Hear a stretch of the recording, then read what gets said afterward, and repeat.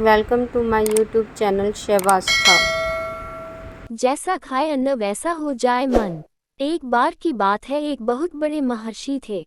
वे नगर नगर घूमा करते थे। उनका संसारिक वस्तु से कोई लेना देना नहीं था। ईश्वर भजन में ही सारा दिन गुजरता था।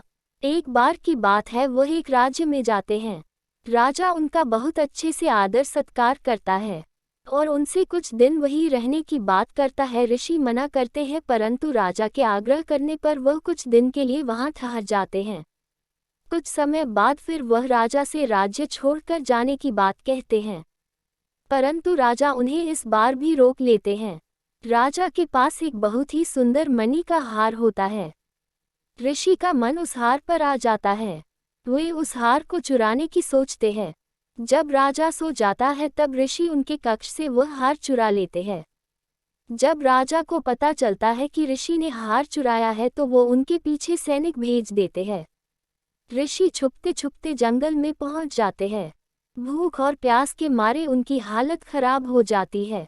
तब ऋषि जंगल से पत्ते और फल खा लेते हैं, जिसके कारण उनका पेट साफ हो जाता है। इसके बाद ऋषि वह हार लेकर राजा के पास पहुंच जाते हैं। राजा उन्हें पकड़ लेते हैं और उनसे चुराने का और फिर लौटने का कारण पूछते हैं। तब ऋषि कहते हैं कि उन्होंने राजा का प्रजा से लिया हुआ धन से भोजन किया। वह धन गरीबों से गलत तरीके से लिया गया था, इसलिए उस अन्न की प्रवृत्ति भी दूषित थी, जिसकी वजह से उनकी बुद्धि भी दूषित हो गई और उन्होंने हार चुरा लिया। फिर राजा उनसे लौटकर आने का कारण पूछते हैं। तब ऋषि कहते हैं कि जैसे ही उन्होंने जंगल से फल फूल खाए और राजा का खाया हुआ अन्न निकल गया, उनकी दूषित बुद्धि भी दूर हो गई और उनकी सात्विकता लौट आई। इसी वजह से वह हार लौटाने आए हैं। तब ऋषि राजा को अच्छे से राज्य पालन करने को कहते हैं।